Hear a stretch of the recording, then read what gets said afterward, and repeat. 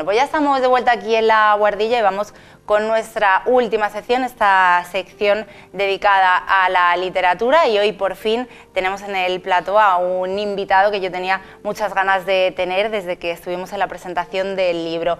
Yo os contaba al principio que iba a estar Juan Ignacio Pérez y que nos iba a acompañar también Ana María Martínez, pero bueno, por algunos problemillas tenemos a Juan Ignacio. Muy buenas tardes, Juan Ignacio. Hola, ¿qué tal? Bueno, y en primer lugar, muchísimas gracias por estar aquí. A ti por llamarme.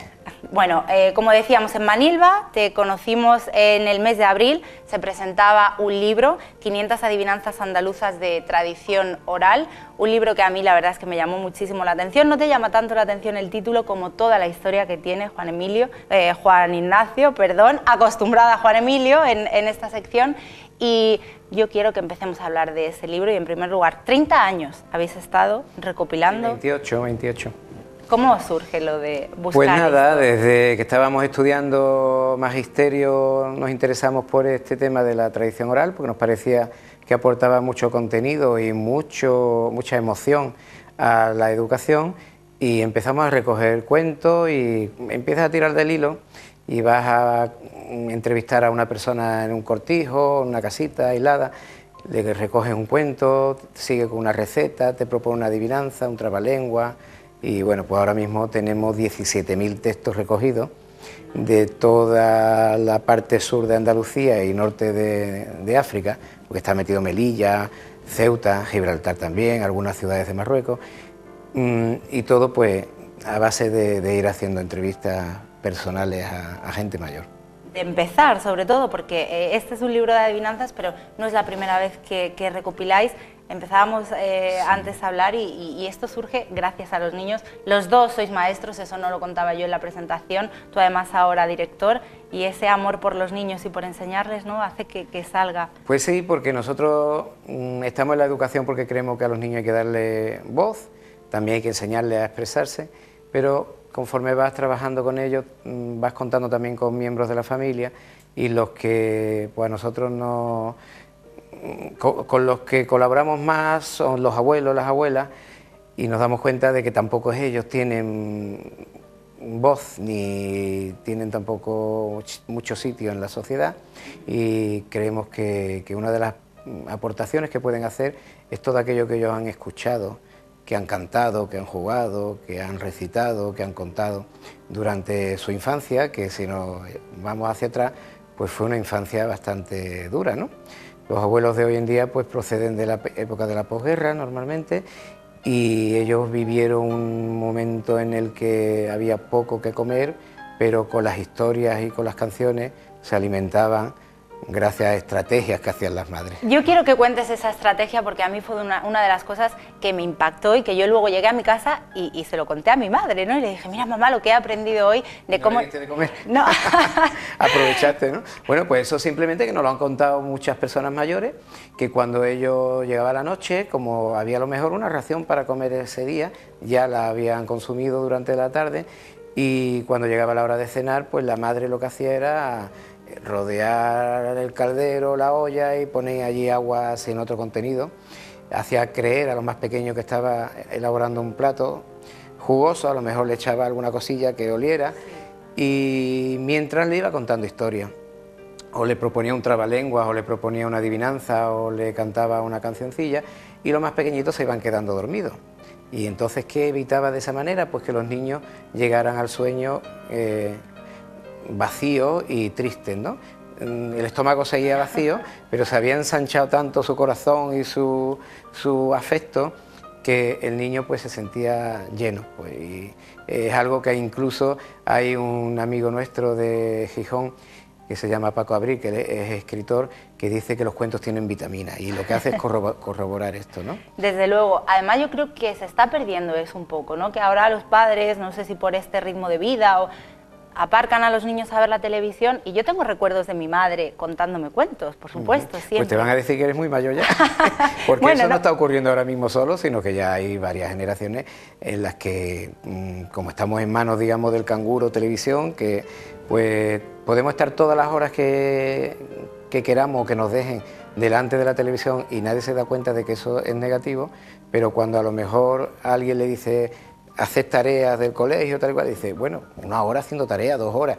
Dices tú, pobrecito el niño haciendo tareas o pobrecito el niño viendo la televisión. Entonces ya hay varias generaciones que por desconocimiento, por falta de experiencia, porque no han vivido a lo mejor la experiencia en carne propia, pues no tienen, claro, no saben a qué recurrir, ¿no? Hace unos años, creo que fue en 2007, 2008, con la Junta de Andalucía sacamos un disco que se llamaba Pipirigaña y se le daba a las madres que daban a luz en los hospitales de Andalucía.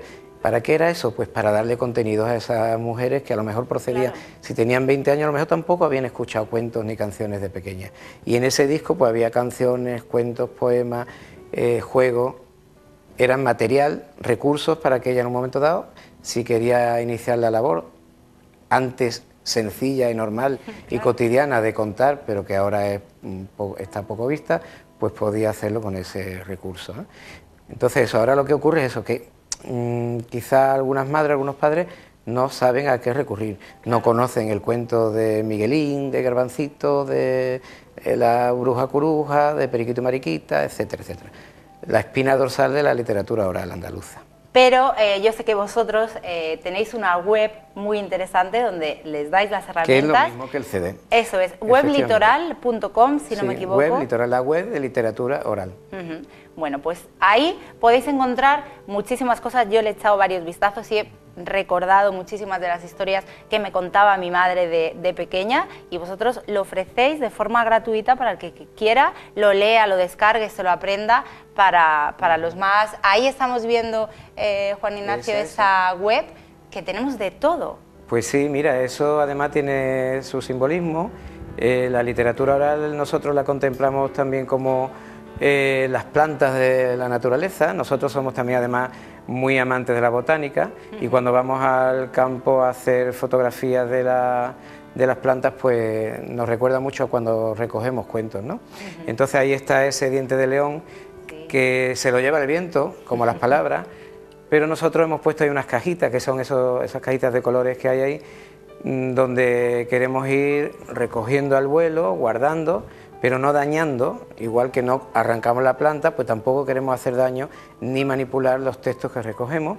O sea, somos muy escrupulosos a la hora de conservarlo, tal como nos lo contaron, nos lo contamos, y a partir de esas cajitas pues podemos ir seleccionando el apartado que más nos interese. Si por ejemplo pulsamos en textos, pues ahí se abre un menú de 9...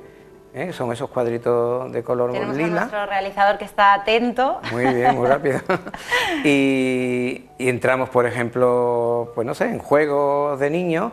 Palabras mayores son cuentos de animales, cuentos maravillosos, trabalenguas, acertijos, adivinanza, brindis, piropos. O sea, cada vez que recibimos un texto lo ubicamos en nuestra carpeta clasificatoria, pero si vemos que no tenemos carpeta para ese texto, la creamos, ¿no? Y entonces, bueno, pues es una de los logros que nos reconocen en el mundo, digamos, de los folcloristas, que nosotros pues hemos actualizado algo que estaba un poco anquilosado desde el siglo XIX. Hemos abierto nuevas cajas donde guardar, nuevas carpetas donde guardar textos que se van creando con las nuevas formas de vida, ¿no? De hecho, muchas de las adivinanzas o muchas de las cosas que vosotros recogéis, si no fuera por eso, se perderían seguramente, ¿no? Y es posible que se pierdan también. Bueno, ahora lo tenemos ahí en internet. Hay muchas maneras de perderse. Por ejemplo, la tenemos en la web.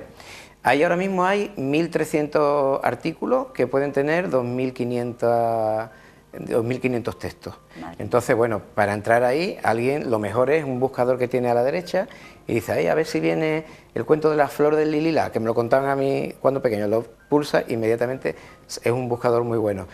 Entra, pero si empiezas a buscar, es muy complicado. Entonces, está en la web, pero ¿quién ve la web? ¿O quién entra en la web? Pues claro, a lo mejor entran estudiantes para hacer trabajos que le mandan en el instituto, pero madres buscando textos para contárselo a sus niños, quizás es un porcentaje muy bajo. Después también está conservado en los libros, pero ¿a dónde llegan los libros? Claro. A muy poquitos sitios.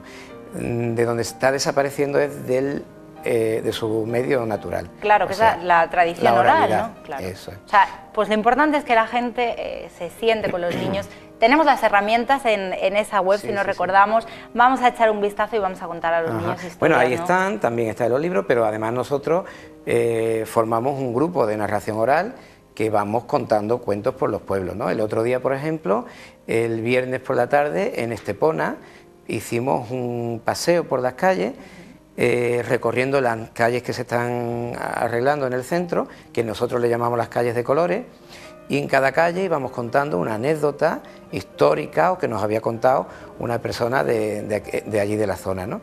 Vinieron unas 70 personas, eso fue una actividad que hicimos de forma gratuita y resultó muy bonita para todos.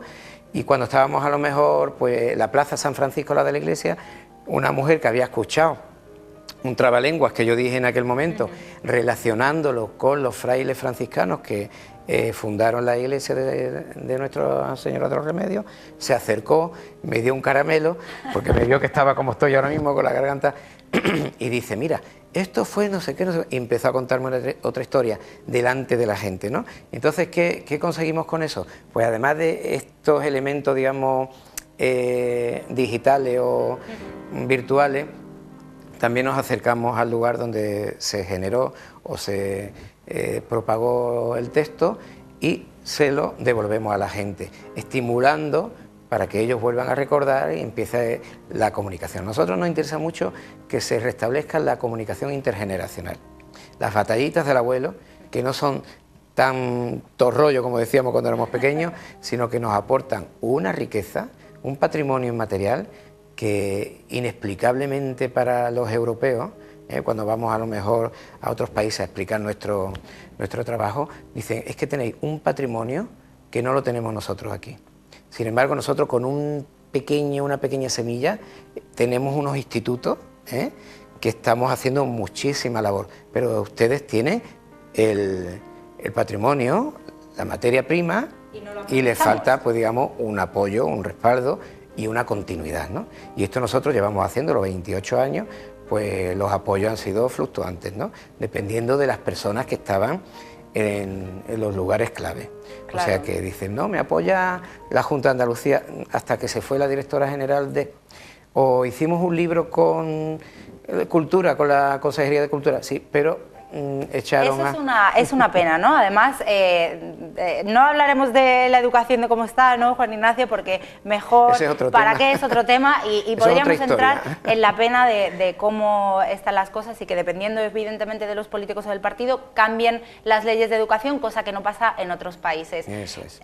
Tenéis tantas cosas y tienes en este caso tantas cosas que contar que podríamos liarnos. Vamos a centrarnos un poquito en el libro de las 500 adivinanzas porque contaste anécdotas muy bonitas de mucha gente y de muchas mujeres, ¿no? De una mujer concretamente que estaba sola prácticamente y cuando vosotros llegáis es la alegría, ¿no? Sí, de hecho nos llama todavía. A medio camino entre Algeciras y Tarifa hay un pago, un lugar que le llaman La Humada, que ya aparece en el libro de Montería de Alfonso X, donde se cazó el oso más grande de la Edad Media de toda España, una osa, y allí vive una mujer que se llama Candelaria. Ella pues vive sola, sus hijos viven en Tarifa o en Algeciras y está tan sola que ella misma, como ella dice, se da compañía contándose y cantándose todo lo que sabe. Entonces nosotros llegamos allí a través de un vecino, empezamos a entablar con ella una relación de amistad, empezó a contarnos alguna cosita, y empezamos a tirar del hilo, como yo digo, y al final, bueno, pues hacer un libro de ella nos llevaría varios tomos, porque es tanta la tradición oral que atesora y que conserva todavía fresca, porque se la está recordando continuamente, que creo que merece la pena pues sacarla a la luz. De hecho, en la televisión de Tarifa pues ya es muy conocida, porque cuando hemos presentado libros allí, ella también viene con nosotros, ¿no? Después otra anécdota pues ha sido pues que como nosotros queríamos llegar a hacer un número determinado de adivinanza, queríamos llegar a las 1000 y nos hemos quedado en las 800 y pico, pues llevábamos un par de años pagando las adivinanzas en los pueblos. Llegábamos a un pueblo, aparcábamos el coche, nos íbamos a la plaza y proponíamos a la gente mayor que estaba allí en la plaza que si alguien era capaz de proponernos una adivinanza y no sabíamos responderla, le dábamos €1. Entonces ahí empezaban los abueletes a moverse. Mira, tú no sabías, y aquello que te decían, aquí se llaman acertajones, las adivinanzas. Tú sabías un acertajón y tú no sé qué. Y a partir de ahí pues hemos rescatado también algunas, ¿no? En Granada particularmente, pues teníamos una pareja de mujeres del barrio de San Miguel Alto que trabajaban de aparcacoche y nos estaban esperando todos los fines de semana, y en su delantal guardaban la adivinanza que le habían recogido las vecinas, ¿no? Y entonces cuando nos veían venir, se alegraban mucho y nos han sacado algunos eurillos. Bueno, afortunadamente, porque eso después claro, se ha incorporado al libro. Además, habéis fomentado eso, que la gente recuerde, que hablen unos con otros y que se recupere lo que realmente se está buscando. Yo recuerdo particularmente a Ramón Tapia, que es quien me enseñó mi cuento adivinanza favorita de las patas, que él, sin saber leer ni escribir, pues una vez que ya publicamos nuestro primer libro, que se llamaba Debajo del puente, pues iba a las calles adyacentes a su casa con su libro debajo del brazo, diciéndole a la gente que era el libro que él había escrito, el libro de su vida. Y entonces cuando los niños lo rodeaban, él abría el libro y hacía como si leyera y le contaba a los niños lo que él mismo nos había contado a nosotros, pero como si lo estuviera leyendo. Madre mía. Y eso para nosotros fue muy grato, ¿no? Ya falleció este señor. Y la verdad es que tenemos una deuda muy grande con esta gente que antes de marcharse nos ha dejado este patrimonio. Porque si no fuera por ello, por ejemplo, la adivinanza que da nombre al primer libro, Debajo del puente, esa no la dijo Candelaria. Esa adivinanza no aparece en un libro de este tema desde 1880. Hasta que nosotros, bueno, nos pareció muy rara, la enviamos a gente especializada, nos decían que no la conocía. Nos fuimos a investigar a Cuenca, a la biblioteca de Carmen Bravo Villesante, y allí la encontramos en un libro del siglo XIX. Y nos llamó tanto la atención que dijimos, bueno, merece que la pongamos como título, ¿no? Porque además es una adivinanza metafórica completa, es muy rica, sirve para enseñar la poesía, es viva, estimula la lógica, muchas cosas, el razonamiento. Claro, es que las adivinanzas no solo es un entretenimiento para los más pequeños, en este caso que, bueno, para los más pequeños y para los más mayores, porque había algunas que, que eran un poco picantonas, pero estimulan muchísimo el cerebro, ¿no? Sí, y el pensar, y yo me di cuenta de que estoy un poco oxidada, ¿eh? Bueno, pero en cuanto te lees 10 o 20, empieza a decir, uy, mira, ya le estoy cogiendo yo, y además a partir de ahora empiezo a entenderlas y a acertarlas, porque tienen una dinámica, tienen una estrategia. Quiero que me hables de esa dinámica y por supuesto que contemos alguna adivinanza. Pues sí, pues mira, la adivinanza tiene, aparte de que tiene una introducción y un cierre, que muchas veces es el mismo, en el campo me crié, empiezan muchas con el campo me crié.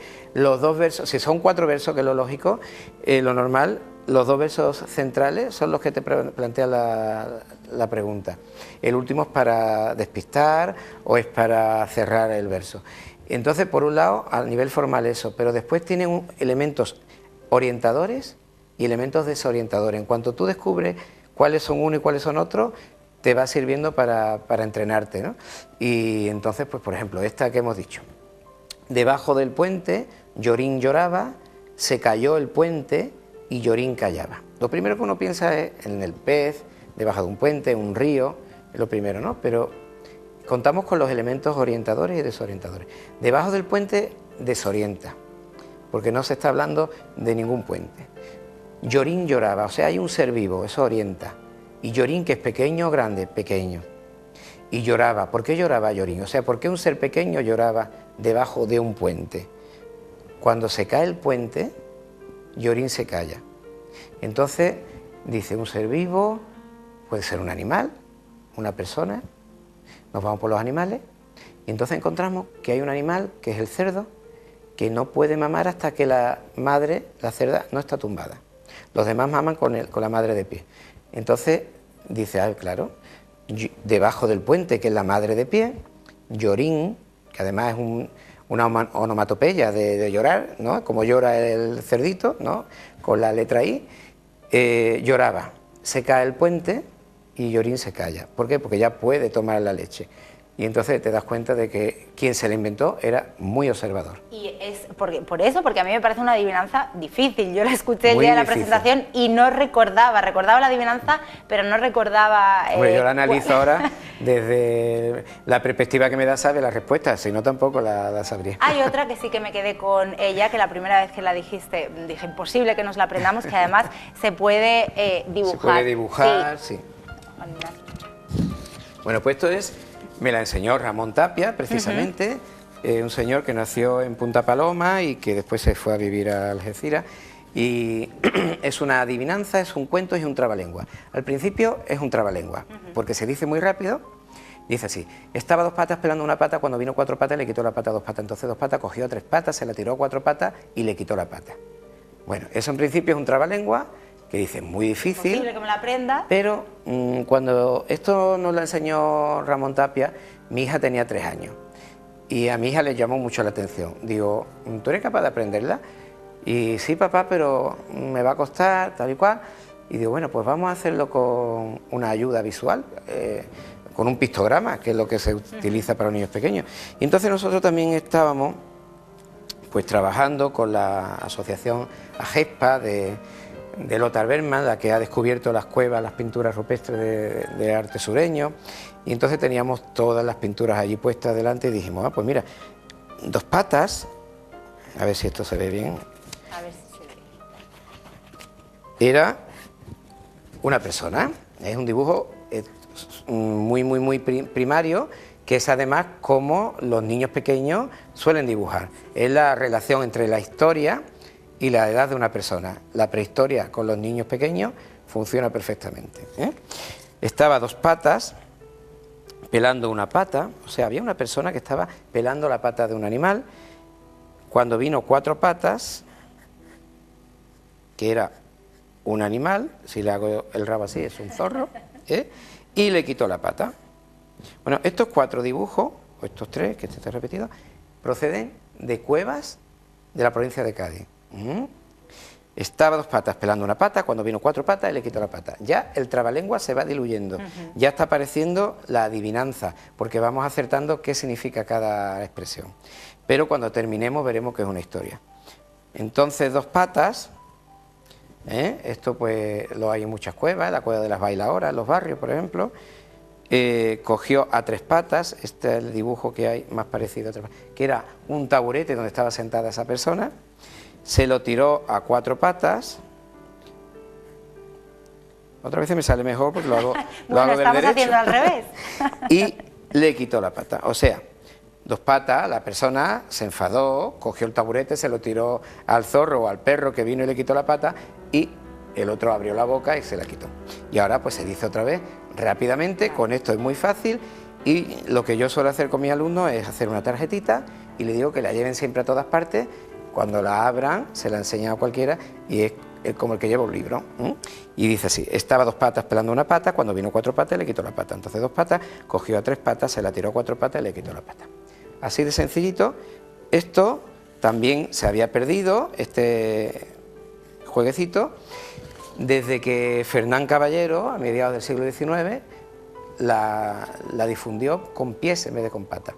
Ya no había vuelto más, y este hombre me la contó en el año 94, y a partir de ahí, bueno, pues la hemos ido divulgando, ya la hemos escuchado también en el programa de Juan y Medio, porque los niños que salieron en el programa de Juan y Medio grabaron también con nosotros el disco de Pipirigaña. Entonces, bueno, y no, es el ejemplo de una cosa muy sencilla que puede sacar muchísimos recursos de ella y que puede dar mucho que hablar y mucho juego a la hora de la transmisión oral. A mí desde luego que así se quedó Juan Ignacio, nos quedamos sin tiempo y a mí se me quedan millones de preguntas y un montón de cosas además de las que hablar, porque vemos ahí un montón de libros que yo me imagino que son vuestros, que habéis publicado, que habéis colaborado. Yo te voy a pedir por favor que volváis y que venga también Ana María, no sé de qué manera, pero me gustaría muchísimo colaborar a difundir esa tradición oral, porque me parece muy importante y me parece muy afortunados los que pueden escucharlo. Juan Ignacio, gracias, y te dejo ese compromiso ahí. Nada, estupendo, nosotros cogemos el testigo y cuando queráis venimos incluso a animar a la gente de aquí de Manilva y de la Costa del Sol a que desempolven un poquillo el trastero de la memoria y se den cuenta del patrimonio y de la riqueza que atesoran en su cerebro. Bueno, pues lo he dicho, Juan Ignacio, de verdad que muchísimas gracias, y a ustedes también ha sido como siempre un placer acompañarles aquí en La Guardilla. Ya saben que mañana volvemos con más cosas.